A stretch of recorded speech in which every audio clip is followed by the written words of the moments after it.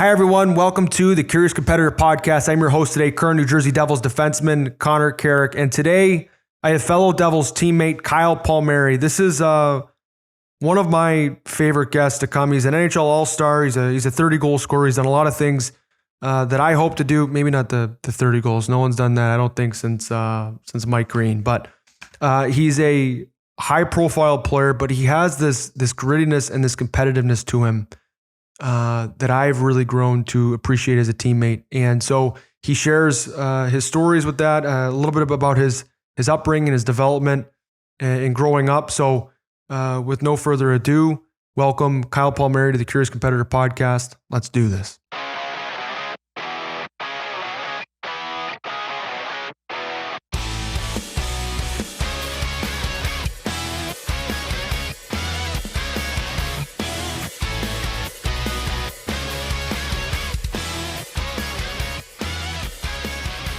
Palms, thanks for coming over. Second in-person podcast I've done. Number 2? Yeah, this is number 2. Only Lexi and yourself, so close friends and Second family. is the best. Yeah. Well, the first one was a complete gong show. Hoagie was losing his mind. So I'm hopefully Lexi's got him cooped up in the back there. I knew from playing against you, just hard to play against type guy, a top 6 forward that you've obviously had a long history of scoring. Help me with growing up as Kyle Palmeri. Like, what were some of your mentors, favorite players? And then what I'm really getting to is like the last part of this question is, what is the one habit to thank for your success today for who you are as a player? Loaded question. Loaded. Trying to get you talking for a while. We could start. That's a tough thing to do. Figured I'd go with this question, or option B was a glass of red to get you going. Also works very well. Start with the origin. Grew up here in Jersey. I was born on Long Island. Moved to Jersey when I was 2 or 3 years old. Grew up on a farm in North Jersey, so had a lot of space to move around. Only one of my family to not put in time working at DePiero's farm. But that was just due to hockey, and I wasn't too good at bagging groceries and stocking shelves. So moved here, didn't have any hockey roots in my family. Dad likes to claim that he played every sport under the sun, but hockey just happened to not be one of them. Both my sisters were gymnasts. I got signed up for gymnastics as a 4-year-old. I think that was a bit of a partial daycare situation. Trampolines, foam pits, you name it. Just go out there and run around and bounce around. We had a family friend through gymnastics. Both my sisters had a teammate that we became really close with. They had a son around my age. I think he was a year older than me. Who was a hockey player. They lived a couple towns over from us in Jersey. Went over there for the first time and saw their ice rink in the backyard. The dad was a big hockey player growing up, played college hockey. So his son was naturally getting on skates and getting into hockey, and happened to have a hand-me-down pair of skates that fit my feet. Went out there, couldn't skate worth a lick. How old Obviously, is this?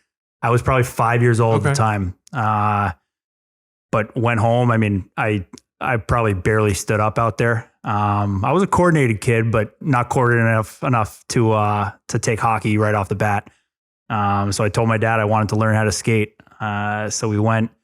There's an old McKay ice rink in, I believe it's Englewood, probably 25, 30 minutes from here. Went out there for public skate. My dad was learning at the same time. He had no idea what he was doing. So as he probably was in his low to mid 40s at the time, and he was learning how to skate with me.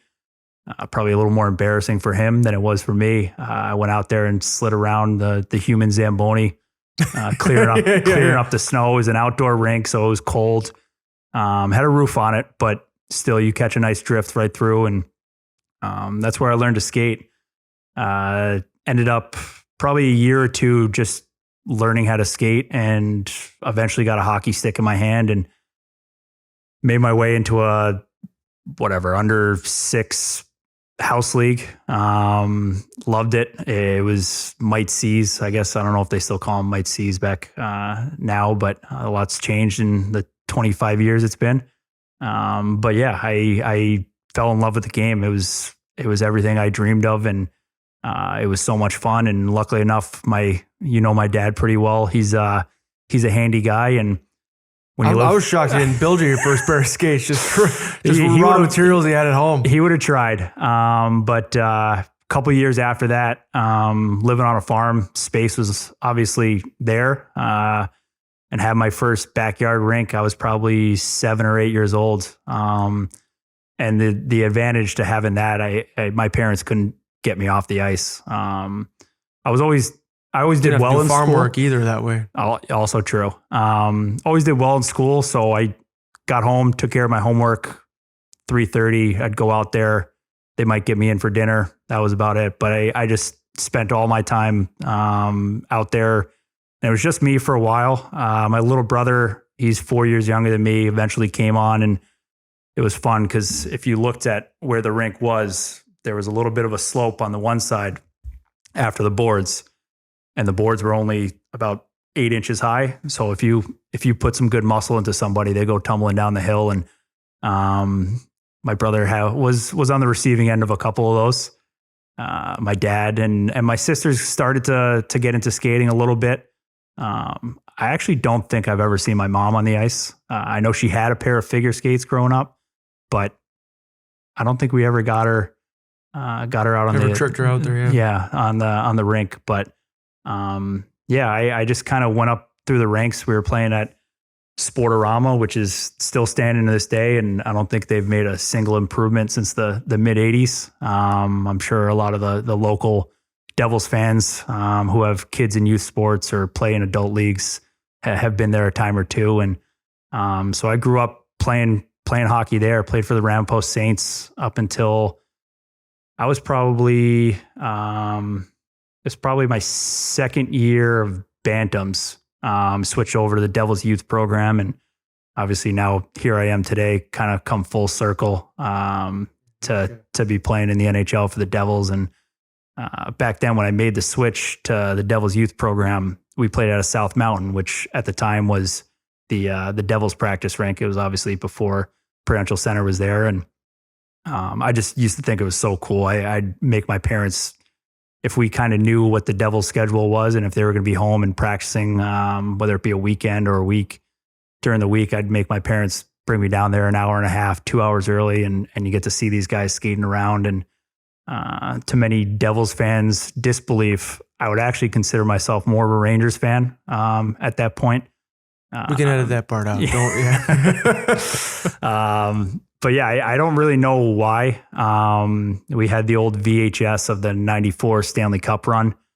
And I was an Avs fan growing up, so it's not much better for me with Devs fans. Yeah. And I fell in love with watching it, and I watched it all the time. And I guess those are the guys I looked up to, even though later on in life, as I went into my teenage years, I was able to watch the Devils practice live, and that was right in their heyday of winning Stanley Cups in the early 2000s, which to be around some of the legends like that. And obviously we still see a couple of them floating around the rink, and you get to see them with some of the alumni stuff. But it was a pretty cool opportunity as a hockey player to have access, I guess, if you want to call it that, to see NHL players and how they practice and the way they carry themselves. And that was always kind of what molded that dream for me.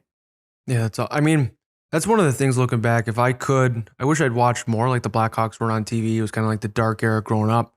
So that's what it was. I would watch playoff games in 2001. I'm 7 years old. The Colorado Avalanche are getting good. But I got to say, like, anytime my dad, I remember a couple games growing up, we'd get tickets, real tight on the glass. And I love going to any game I could, but particularly real tight on the glass. And then the Blackhawks would practice where the Chicago Steel used to play, the Edge in Bensenville.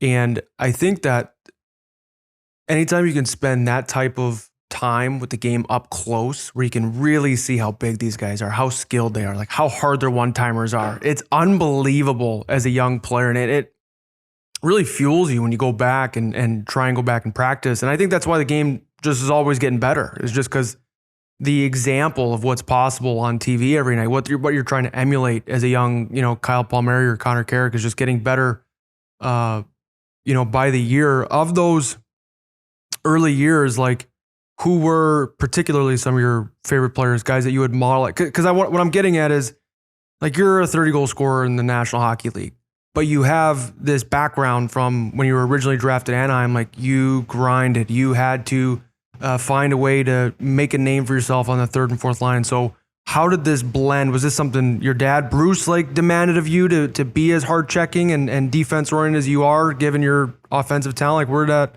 I think for sure. I look back in, like, especially youth hockey, played center pretty much my whole life growing up. And my dad has always been a hardworking guy and a mentor. And he spent years coaching me and helping with the coaching staff, because when I got into hockey, he dove in head first. He loved it.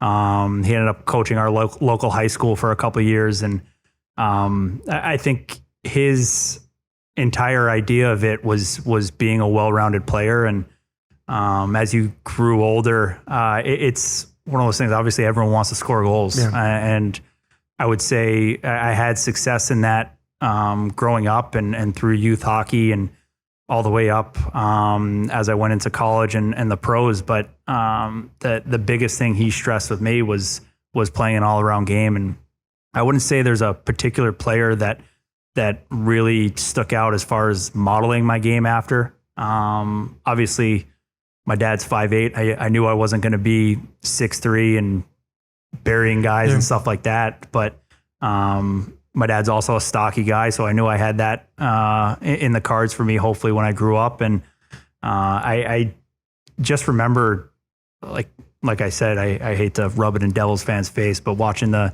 94 Stanley Cup video and some of the names you think of on that roster, and Mark Messier and Jeff Bukaboom, like, you had just guys that, like, I mean, these are big, tough, nasty guys. And I kind of loved that part of the game. I was a kid that once Pee-wees hit and you can start throwing your body around, it was like a new game for sport, me. Yeah. I think that's something that I always enjoyed, the competitive aspect of battling, whether it be one-on-one. I think Corey Schneider can attest in practice, whether it be you in front of the net with the goalie. It's just, I love the contact. I always loved it. And I think that's just something that I feel comfortable in that situation. And that's how I kind of wanted to build my game is someone who was in those hard areas and make yourself successful through that. I love it. Heinze must have loved hearing that when you were playing for him at the U.S. development team. When you look back, you spend 1 year at Notre Dame, you defect, you end up, in the American League playing in Syracuse. What was your time in Syracuse, and what lessons did you bring from, your time on the bus into, some of those Anaheim call-ups? I got the date here. Let me see. November 3rd was when you were recalled first from the Syracuse Crunch to go on to score against Tampa that night. I can't say I scored my NHL debut. I was -2 at home in Chicago in front of my friends and family, losing our team the game to the hometown Blackhawks. But when you look back as a young Syracuse Crunch player, what were some of the lessons you were able to steal? Because a lot of first-round picks don't spend that much time and not saying that you spent a lot of time there, but you did your time. Yeah. I mean, probably accrued over the 2.5 years, 140, 150 games, somewhere in that. And it was a pretty unique opportunity when I signed and was going to the AHL. At the time, the year I was at Notre Dame, Anaheim didn't have their own farm team. So they had guys spread out. I think Iowa, there was a couple other teams that guys were kind of, which is now to think about are super weird. Yeah. But it was a little more common. There weren't as many AHL teams, and some teams just kind of picked and choose where their players were playing. And so Syracuse, my rookie year was the first year that Anaheim had their own farm team. So I saw it as an opportunity they have to fill that roster. So it gave me a chance to go into an AHL professional hockey team, kind of with a clean slate. I didn't have many thoughts. I guess it's not a great mentality to have, but I didn't see myself making the Anaheim Ducks at a training camp. I didn't have a great year in college, but it was just one of those situations that I was going to be competing with 10, 12 other first-year pros for playing time in Syracuse. And I look back at my time in the AHL, and there was definitely some tough days, but I absolutely loved it. We had a great group of guys. Like I said, we had, I think, 12 rookies our first year. So you had a lot of guys in the same situation, going through the same things, adjusting from a junior or college schedule to the pros. And I think that somewhat made it easier of a transition. And as far as lighting a fire, like I said before, I've always wanted to compete. I've always felt like the best comes out in competition. And when you put 12 guys who all are thinking the same thing, like, hey, there's no AHL vet that's been here for 5 years that's the auto pick for the first line and second line or first pairing D. It breeds competition. And we didn't have the most successful year. But like I said, we had a great group of guys, and there's some friendships that I made that first year. You spend so much time with your teammates in the minors. A lot of guys don't have families yet or anything like that. And it's basically, you go to the rink, you pretty much always have roommates, go to the rink, and then you hang out with the same guys all day. Definitely had our fun in Syracuse. I think I was 19 to start. So I had to wait a couple of years before I was legal drinking age to have that kind of fun. But it was awesome. And we didn't have a great year our first year, but our second year, we kind of took a turn, and we ended up having coaching change basically through the whole organization. They kind of made a transition from Randy Carlisle to Bruce. I want to say it was probably early December, but I remember having a ton of success that second year. How good does that feel? And when you're in the American League and people are starting to notice, and you're doing the things that, probably the last training camp, the last time you get sent down, they're like, hey, Kyle, you need to work on A through C, and all of a sudden it's really starting to show up in your game. Yeah. And I, like you said, it's something that obviously you want to be playing in the National Hockey League. And I was having enough success that I was seeing guys getting called up around me, and I didn't get called up, I want to say, until the coaching change. And Randy Carlisle made it pretty clear the things that needed to change in my game. He was a little hesitant as far as trusting me and playing in situations that a hockey player, and especially someone who's making the team as a third and fourth liner, needs to be trusted at. And it motivated me. I like I said, I got off to a great start, but it definitely pisses you off a decent amount to see your line mates getting called up, and maybe a guy that isn't having the same type of weekend in, weekend out success that I was having. And but if anything, it just gave me more clarity that things needed to change in my game in order for me to become a full-time NHL player. And at the time, you look at Anaheim's roster, and there's two guys, Corey Perry and Teemu Selanne, occupying the top 6 right wings. And those aren't guys you're necessarily going to beat out. But the bottom 6 was kind of there for the taking, and I never quite got my footing enough to make myself a full-time NHL player. And I think Bruce Boudreau helped me a lot in realizing, because he kind of went through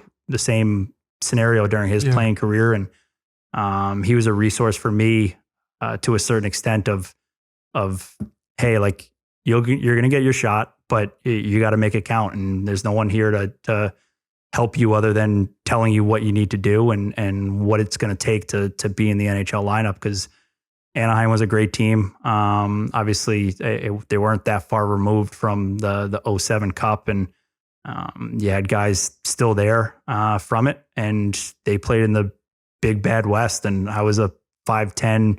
I was never a skinny 5'10". I was pretty big coming out of college, but they needed me to find a way to be an impact player night in and night out. And it just took me a lot longer to really have the clarity to make the changes in my game. So I kind of went up and down the second half of that year after the coaching change. And then the following year was the lockout. But we made the move to Norfolk, which was like, I couldn't believe guys had spent that much time there. The travel was insane. 8-hour, 10-hour, 12-hour bus rides through the night, sleeper bus. It was lockout year. So there was no roster limit in the AHL. Everyone was 50 guys there. Yeah. So I think we had something like 28 people on a 17-bed bus. And so it was perfect. It was a tight squeeze in there. Some big bodies that had to double up on bunks.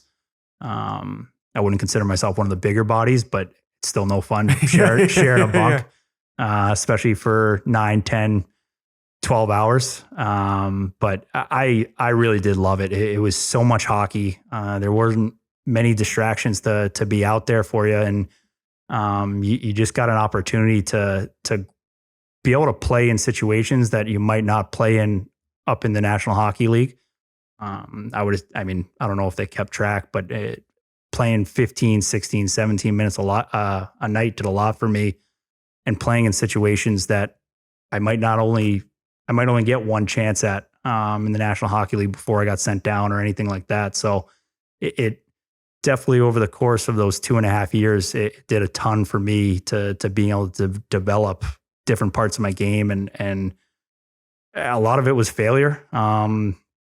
You have to look at, there's some great times. Like I said, I had a great year that second year, but every time I got sent back on a flight to Syracuse, it was failure. So the long flight to chew on your game. And it was, Anaheim to I Syracuse. want to say that's 8, 9, probably anywhere from 8 to 10 call-ups and getting sent down. And like you said, that's a long flight to sit there and think about it.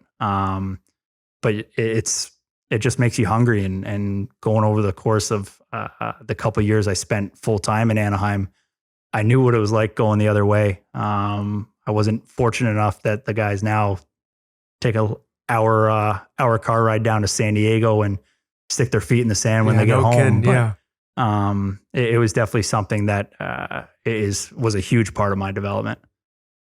Yeah, I like when you were talking about just how tight it is at the NHL level. You know, if you're not going to score, you've got Teemu Selanne and Corey Perry on the right side. You've got to do something else. And, you know, Mike Babcock used to say in Toronto, like, if you don't score the first 10, 15 games of your career, you're going to have to learn how to check the rest of it. And, you know, I even look back to, you know, my first full year with the Leafs. I had gotten totally robbed within the first 5 games on Carey Price run the second power play. So we don't get a ton of minutes, right? And Carey Price makes his save that was at home, right? So Montreal, they go bananas. And then the next, I want to say it was either the next game or the one after that, I hit Grice's knob. Like, he's totally out to lunch at Thomas Grice. I hit his knob. And then the next game I was off the power play. And I'm thinking to myself, if I had 2 goals in the first 7 games or whatever on the power, I probably would have gotten myself another 15 games, you know. Yeah. Buy yourself some time. And, you know, it's sometimes it's not meant to be. But what I really appreciate about just someone as competitive as you is you don't spend a lot of time, you're not a woe is me guy. So, like, how do you get through your discouragement so quick? Because it's coming. And I guess what I want to pull out of sort of your young pro story was you were a first round pick, you were a high end guy. A lot of players today, there's this concept of like the path of least resistance, which I get. There's a good argument for it. But you were someone that every time you were going to get sent down, you were going to go into a playing time competition type scenario. Your relationship with discouragement, you got over it very quickly. And it led to this result of no matter how you got there was, I'm still hungry to get better. How did you get there? Is that just something that was innate for you from a young age? I think so. I mean, I've had those. I mean, we were all pretty gifted youth hockey players. But there were situations where I remember being at a youth hockey tournament. It was up somewhere here in the Northeast, playing for the East Coast Selects, and a totally loaded team. There's a couple first round picks and a couple guys that at the time were probably talking 14 and under, 16 and under, that age group, that you were like, okay, he's going to play in the National Hockey League someday without a doubt. And there were guys who had careers off that team. But in youth hockey, it was my first time really being exposed to being on a team with people outside this area. You had the kind of the festivals but it was mostly you stayed within your district as far as the guys you were playing with. And I remember it was Saturday night, just got done. It was one of those youth hockey tournaments. I think we probably played 4 games. And then you had the next day was like the round robin to get into the finals. And I remember them coming up to my dad, or I wasn't there, but they came up to my dad and basically said, hey, if you want to save the night on like spending money on a hotel room, like Kyle's not really going to play tomorrow. My dad didn't really understand what the coach was trying to say. And he was like, we're here to win this tournament, and he's not going to get playing time if you guys wanted to take off. So my dad said, okay, fine. He wasn't going to spend money on a hotel room just to watch me sit on the bench in some cold rink.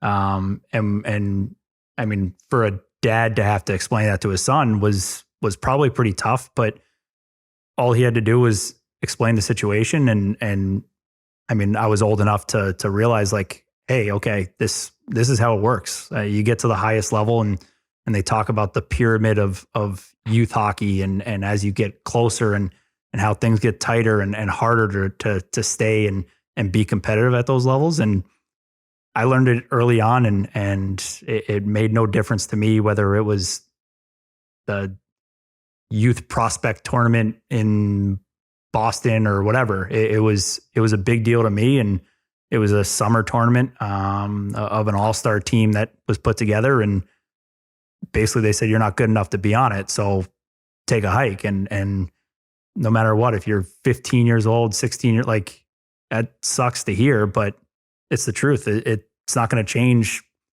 just because you throw a fit about it. Yeah. So we went home. Those West Coast Selects cut me too. I was on reserve the one year, and I still remember some of those. We had some high end players, but we had some guys. I still remember their name. Yeah, I know where I was at compared to them. I know where I'm at now. And exactly. And I look at it and like that's a lesson I learned early on that I was relatively hot shit in this district, but it doesn't matter as you keep going on. And at that time, all I wanted to do was keep getting better and keep exposing myself to hopefully get a Division I scholarship one day. And that was a step back, but it lit a fire, and here we are. And like I said, it doesn't change. Eventually there's always someone coming for your spot. There's always someone you have to try and compete with to maintain it. And they talk about, especially with the NHL, getting your foot in the door is one thing, but staying there is even tougher. It's true. It's the best league in the world for a reason. Guys want to play in this league for a reason.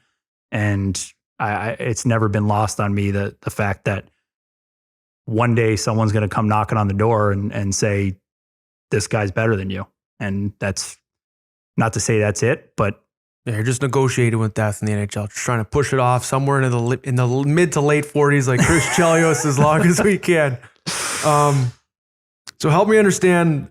June 26, 2015, you're traded from the Anaheim Ducks to the New Jersey Devils. And again, if it wasn't covered in this first half of this podcast, Kyle Palmeri growing up in the Jersey area was a big deal. But to come back, like what must that have felt like? 'Cause that's something I've never experienced. Well, wild story. Obviously, it's the only time I've been traded, but I was on a golf trip. Makes one of us that's gotten traded once. I was on a golf trip in Ireland. And I remember the guy who I was sharing the hotel room with was Jeremy Morin. And that was, I think the 25th was the first night of the draft. So it was the first round. And he was actually expecting to get traded from Chicago, I believe. So he was up and refreshing the Twitter feed and all this stuff. And I was sleeping like a baby. Not to say I was complacent in the year I had in Anaheim, struggled with some injuries and things like that. But I mean, I was less than a month removed from losing in Game 7 of the conference finals. And I was a young guy, had another year left on my deal. And it came as a bit of a shock, but I was also probably the last person in the hockey world to know about it. Because he kind of nudged me. We were in like the middle of nowhere, Ireland. So I had to go up, ask like the night guard for the hotel, like, hey, I need a landline to call somebody. Got a hold of my agent, kind of filled me in. And then I was able to find Wi-Fi in the hotel we were staying at down in the lobby. And it's probably 3 or 4 in the morning. FaceTime my mom. My parents were together. It was actually my mom's birthday. And I mean, you could just see the look on their faces. Like, I think my dad, he's been surfing for probably 50 plus years. So the trips out to California were a nice touch for him. But the ability to come home and play around your family, it hasn't really worn off on me. It's something that I to be able to go to my parents' house for a meal or just hear them and see them in person more than a normal guy would be able to do during the course of a season. I mean, I've gotten them season tickets every year I'm here. My grandparents were coming to the games. It was just a really cool opportunity for me.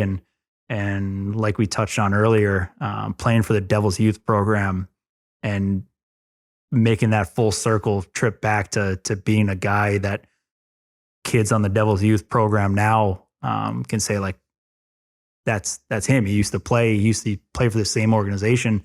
It is a pretty special feeling that definitely doesn't get lost on me. Yeah. This game, you'll definitely be tested. You'll definitely meet some cool people, and you'll definitely leave with some cool stories. And that's no question, as we continue to go through your career. So when you're looking back, I guess we're at a pivotal point as New Jersey Devils. You've been here obviously a lot longer than I have. What are some lessons, I guess, from years past that you've gathered and that you can channel into the direction of, what'll be, it's looking like we'll have a season, but it's going to have no shortage, I'm sure, of adversity. The schedule is going to be, tight. It's going to be monotonous against, similar clubs, hard to play against clubs. We've got a strong division we'll be playing against. What are some, you're approaching 30. So as you enter this portion of your career, like what things that you maybe knew, but you really want to put into practice day in, day out as a pro, like what are some things that you're trying to bring to this year in particular? I think when you look at the roster we have, the young prospects, the guys that are kind of getting their, like we said before, getting their foot in the door of the National Hockey League, it's about stepping forward. And I think this year, there's no doubt. I don't know how many 56 games or 52 games, whatever we end up figuring out to be the season. No one's going to go 56-0. I can say that with a good amount of confidence.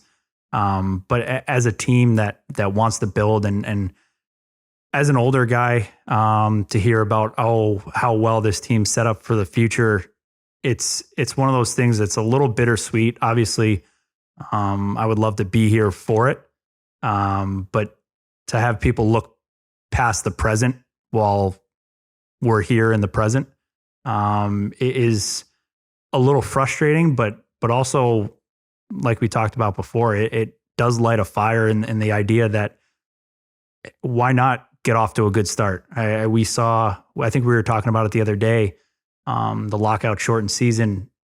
Obviously, we have a different team than the Chicago Blackhawks that year, but look at the start they had, and then look at, you get hot right off the bat. There's another game tomorrow, and you can stay hot, and you can keep going. You never know what can happen. There's not going to be breaks. There's no All-Star breaks. There's no bye week or Olympics or anything like that. We're going to hit the ground running, and you got to get off to a good start. We saw what a bad start could do last year. it's hard to tread water in this league. You can't, you gotta be swimming and you're usually riding one momentum wave or the other. Yeah. And I think that's the big thing going into camp. Obviously we don't even really know the details of what camp's going to be like, but you have to trust in the fact that you prepared yourself for this season.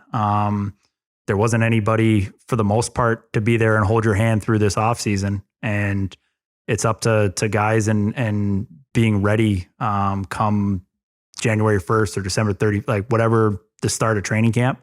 It's up to guys to be ready. And I think you take a look around the room, and obviously we have some guys starting to file in, and everyone wants to get out there and compete, and everyone's been working hard. It's about doing it with the structure that we need to.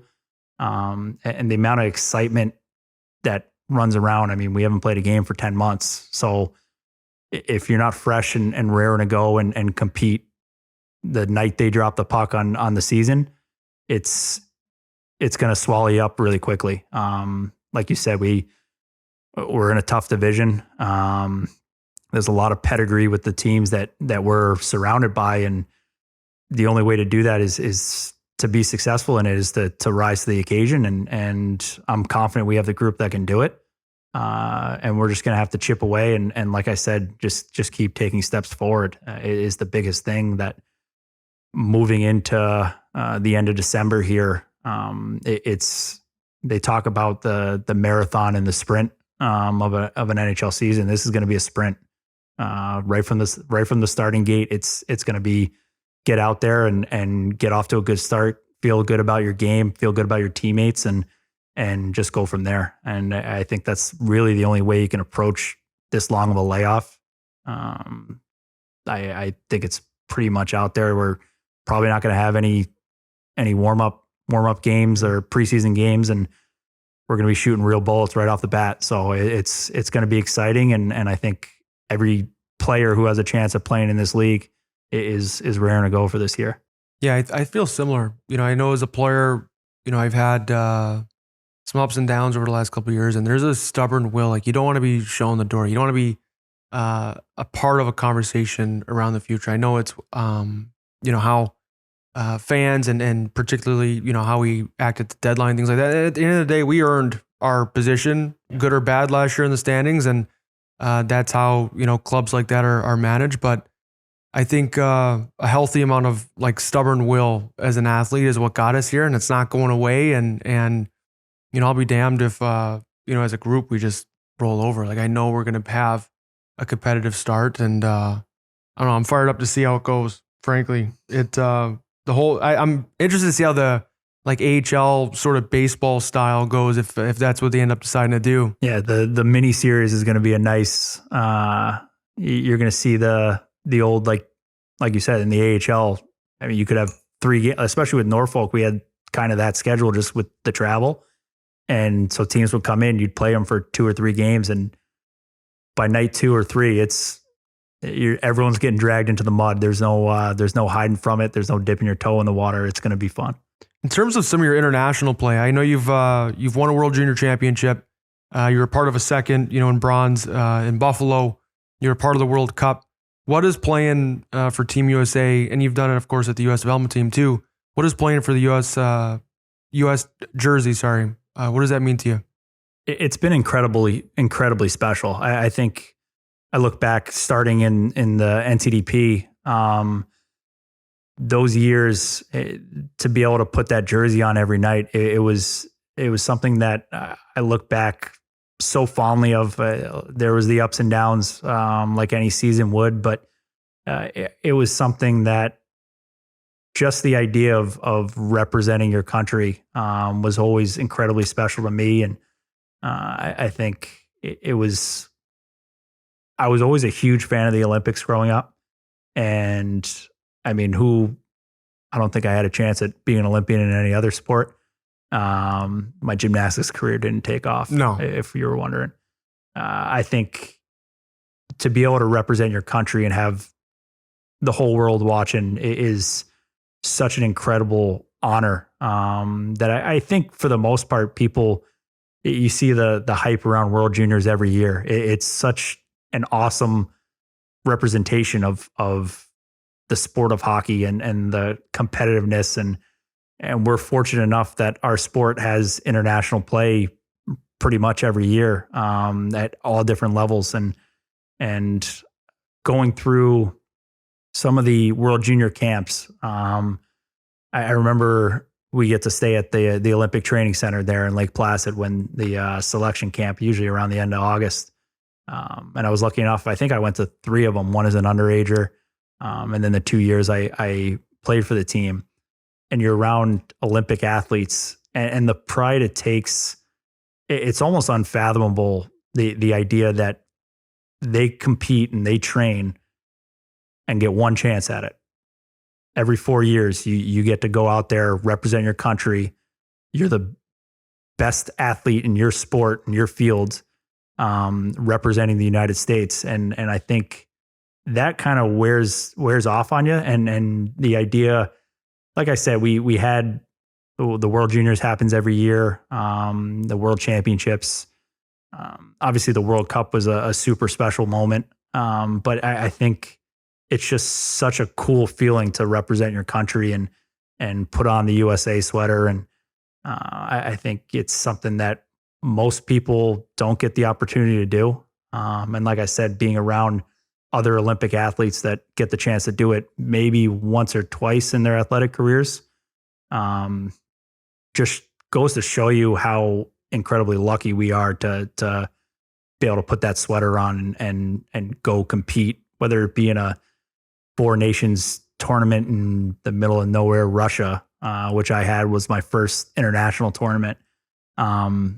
It just felt special playing against another country and representing and being able to do the national anthems and watch your flag go up. And it's just a really, really cool feeling to look back on. I always think it's cool to see like the different styles of play too. Like the Swedes all kind of wear their gear a certain way, and the Russians and the Canadians, and yeah, especially when you're younger and the youth hockey you're exposed to are usually people in your area. And then, I mean, we were 17 going over to Russia, and I mean, the culture shock and it was a surreal moment to think about. Obviously, we had played games as Team USA leading up to the tournament. But to get into international stage, it's just a really cool opportunity to have. And staying at that Lake Placid's pretty cool. I remember we had this guy, he had the man bun before it was cool. He had like red hair. This guy was a mountain man. He was the size of this door frame. Bobsledder? And he was an Olympic weightlifter. And I think he had 52 salmon fillets in like the cafeteria behind me. Like, this guy is a monster. And it was cool. And then, they had some of the kids, they were like snowboarding kids. And I remember asking them, like, how do they identify, these like skiers and snowboarders? And they're like, well, to be honest with you, the sport kind of, breeds some troublemakers. So they make sure that they get their arm around them early and teach them, how to grow up. And I thought that was so cool. I'm like, what a different array of people were around. Lolo Jones was there. She was doing bobsledding. They had like the big track in the back. You remember? Yep. Yeah. No, the athletics, like you just walk around there and you're like, you look at some of like the men and women and you're just like, that person just like is oozing athleticism. Yeah. Keep them away from a hockey rink. And then you see like, you see a couple hockey guys and like, you see like a skinny 5'8", 160 kid from wherever, Minnesota. And you're like, I don't know if we should stay in the same spots. It just doesn't seem right. You could have my lunch straight. Yeah, exactly. When you mentioned it, I was always curious because I was in Toronto playing at the time, and I was able to go to some of those World Cup games and just be around the tournament. And what was that experience like? Like, were you able to steal just from the quality of player, from that style of training camp? John Tortorella was there, and I just always find him interesting as a fan of hockey, as a guy that plays in the league. And one of the most intense collections of coaches I've ever been a part of. I think it was... Who was it, Torts, Heinze, Sullivan. Okay. Who else was out there? I mean, just those 3 alone is just... You've met your quota. There's almost like a level of intensity you can only get to, and then they find like the smash through that ceiling and find it. And I remember... One of the cool experiences was it was before any kind of hockey had started. So we had, I think, 5 or 6 days before we had a 2-game series with Canada, one in Columbus, and then I think the second one might have been Ottawa. And I remember Torts coming in, getting ready for the Canada game, exhibition game. No one had played a preseason NHL game. This was like the first game action of the season. And the intensity Torts brought to that pregame speech and the idea of, I want you guys to go out there and like pretend it's the gold medal game, but without the repercussions of like go out there and just stir shit up. Yeah. And like that was obviously kind of how our roster was built on the lower end of it. But I was just like, I mean, we're just going right after it. And it was a mean, nasty game. And I could have sworn if I remember correctly, they still hadn't nailed down the payments, like how they were going to do the financial aspects of it. And at first there was kind of something that the players were floating around. And then I remember after that game, it was probably the next morning, everyone came in and they were like, we gotta figure out a bigger share for the guys that are going through this right now. Cause it was intense. It's USA versus Canada. We were there in Columbus at our camp and full barn, awesome atmosphere. And it was just awesome. And that was just the lead up to the World Cup. I mean, obviously the World Cup itself was pretty short. I want to say we were only 10, 11, 12 days. We might've spent in Toronto there, but being able to be out on the ice and getting yourself, I mean, I didn't play a ton in the tournament, but as far as a tune-up goes, to be on the ice with that level of competition on a daily basis for 2.5 weeks, you can't really feel more prepared heading into your season than what you surrounded yourself in that tournament. And it was a pretty special opportunity to be a part of the team. Obviously, wish there would have been a little more success for Team USA, but it was still a pretty awesome atmosphere and just an all around just great experience. What were the practices like? Like I can't imagine Torts was just running flow drills for 30 minutes of getting off. Like basically what I'm getting at is I've never been invited to, you've been an all-star, an NHL all-star, so you're around that type of caliber of talent, but that's not in a super competitive atmosphere. Mm-hmm. But to be around like the best of the best that this game has to offer, I have to imagine that you were able to steal either, and they might even be things hard to qualify with words, like different ways that certain guys handle pucks, certain guys prep for certain things. But is there anything that you took away from that tournament in particular and was like, I will not forget that? Like that is a part of me now. Yeah, I would say it would be tough to nail down something exactly to pick up. I think one of the biggest things was 2016. So it was going into my 6th year pro. But the timing of the World Cup was pretty unique in the fact that it was before the season. And so you had all these guys coming from different parts of the country, obviously playing for different NHL teams. And you kind of saw leading up to it how guys prepared to be ready to go. And I mean, the amount of talent that was on the roster, like just being around those guys and seeing the little nuanced stuff that guys do after practice or go out there early and do is something that really opened my eyes to it. I was fortunate enough and we were at the one together to go down to the Belfry training program for a week there to lead up to camp. And it's kind of the same thing. You have a collection of guys and watching how they prepare for a season, whether it be a 12-year NHL vet or a 30-year vet. It was something that you just pick stuff up, subtle things that how they prepare to make sure they're ready to go come either day one of training camp or day one of the regular season.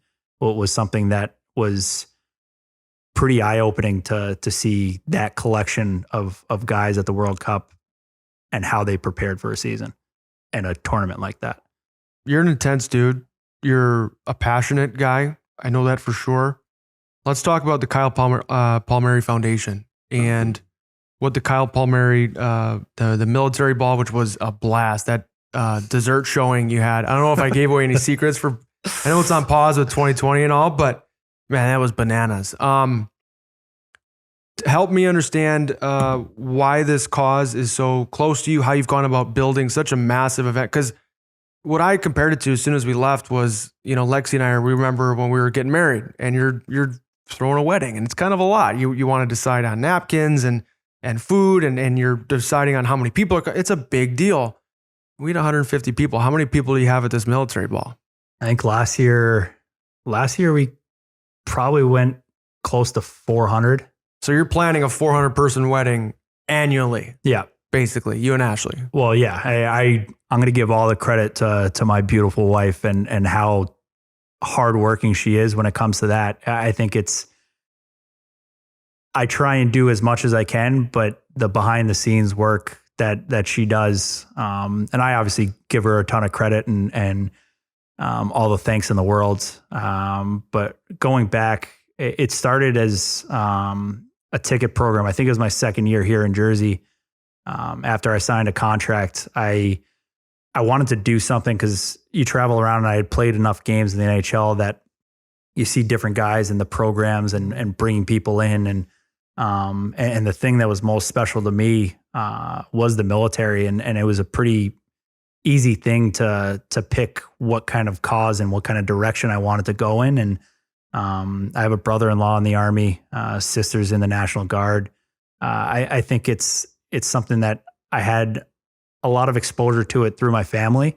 But also you spend time, even through going back to the U.S. national team and being around the military and kind of how there's no way you can draw a line between the two, but just how special these men and women are who sacrifice the amount that they do. And I've seen it on the other end and what they put their families through. I have a 4-year-old niece that has lived in 5 different states in her life and one being Alaska for the last year and a half. It was something that the sacrifice doesn't get lost on me. I'm appreciative of all the men and women and their families and everything they have to give up to keep us safe and to protect us. And it started as a ticket program where I'd bring in, it was 20, 30 military members and they'd obviously get to bring a family member or someone who's close to them. And I got to spend time with them after the games and it was incredibly special. And you heard so many stories and how appreciative. And there were some people that had never been to a hockey game. We usually used veteran programs that would kind of be able to get everyone together and gather the people and get them to the game, and exposed a lot of people to hockey for the first time and how much they loved it and how much they appreciated spending 10 minutes with me. And I'm not the most exciting guy, and I wouldn't say I'm the most chatty when it comes to people I don't know. Man, it only took me a month to get you on the podcast, begging. But I think you kind of let your guard down and spend time with such incredible individuals that after the first couple of years of doing that ticket program, my wife came up with the idea to try and do something more and start fundraising for different organizations that helped better these men and women's lives and their families' lives. And so we tried to pick organizations to support that maybe weren't as mainstream, and going back, the connections we made and finding out some of the programs that are out there. And it was a visibility thing for them too. There are resources that some of these young men and women who get in and don't really know the resources and help that's available to them. That was something that, using my platform to be able to get that information out there. And it was part of the program at the military ball last year. We usually have a couple people from those organizations come and speak. And It's those kind of connections that you see how these men and women, and a lot of them are former military servicemen and women that start these organizations because there's gaps in how we support our military. And I think working towards the ability to give them all the support they deserve, not only, but need. And it's funny that you mentioned the wedding planning. I think if you look back with the first military ball, Ashley and I's wedding, and then the military ball last year, technically that would be 3 weddings in 18 months. So she has a special event planning bone in her body. Yeah, she's got a bug for it. That she does a great job, and I think everyone enjoys them. Obviously, this year it's a little different. We're not going to be able to hold 500 people in a room for the foreseeable future. So we're able to kind of get some merchandise together to help our fundraising goals and keep in our ability to support some of these organizations and the incredible work they do. How can people find some of this merchandise? Right on the website. Kind of revamp the website to get ready to sell the merchandise on there. So if I can figure it out, I'm not the most tech I'm not the most tech savvy guy, but there's a link in the bios of both my social media accounts, and you can just go to KylePalmeriFoundation.com, and it's going to be a tough year as far as fundraising goes. Obviously, I know I'm very cognizant of what's going on in the world. Well, you just can't replace that ball. Yeah, that was a fucking blast. I'll put it out there. It was a ton of fun. I know it's a lot of stress for. I think for John my wife, Hayden's still at mostly. the buffet, the dessert buffet, looking for more. That was such an incredible experience. It was cool. Last year, we were able to open up a more affordable ticket program for military men and women and their families, and you experienced it there. Obviously, it was cool to spend some time and have a night that just really shows them in the light that they deserve. And it was such a great showing, and it's unfortunate it can't happen again this year, but hopefully in years future, we'll be able to get it back going again. I love it. I think I'm out of questions, man. I think we jammed. I really appreciate you coming on. I know as hockey guys, it's not exactly our culture, but I thought you did an awesome job with. I was nervous, passion still. and intensity, like you do everything else, man. I think you competed, and we'll see what the numbers do. I tried not to curse. I don't think I cursed at all. I think you said shit once. Yeah. That's pretty good. Yeah, you guys could censor. You have somebody, right? Yeah, no problem. Yeah. I was nervous. I was nervous about that too. Don't be. That was great, man.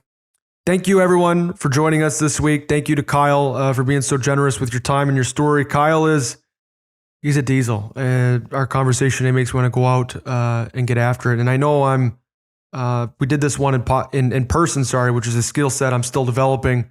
But Kyle was, he has this meekness to him, this quiet intensity where I was almost a little worried about, trying to facilitate the conversation, but a true gamer, like he showed up ready and willing to provide so much value for our listener. And I was confident that he would. I was just prepared to, battle otherwise. Us hockey guys can be a little shy at times, and I'm going to grill him on, it took him a couple weeks to commit to scheduling our podcast. So this is maybe my subtle dig if he listens all the way to the end of this podcast about it. I also want to thank Kyle's wife, Ashley Palmeri, for being just a generally awesome friend, but more importantly, for this purpose, urging Kyle to come on the Curious Competitor podcast. And for our listeners today, please continue to like, subscribe, comment, and leave 5 stars on this podcast. It really helps us continue to grow and accomplish our goal, trying to impact positively more and more people, more and more hockey players around the world, so that we can leave this game, this jersey, better than we found it. So thank you to all of our listeners, and I look forward to doing it again next week. Hey guys, it's producer Colin. I hope you enjoyed the show. I want to let you guys know about a new way you can support the Curious Competitor podcast. We are super proud to have launched a Patreon with access to additional content, exclusive AMAs, and loyalty merchandise. If you could spare the cost of a latte a month, it would go a long way in supporting the expenses involved with the podcast, as well as supporting the people that make it happen. If you do not currently have the means to do so, please don't feel the need to donate. We will be providing this podcast continuously and hope you can find value in these conversations. If you're interested in supporting, visit patreon.com/thecuriouscompetitor or check out the link in the show notes. Any support of the podcast is greatly appreciated. And as always, we look forward to seeing you next week.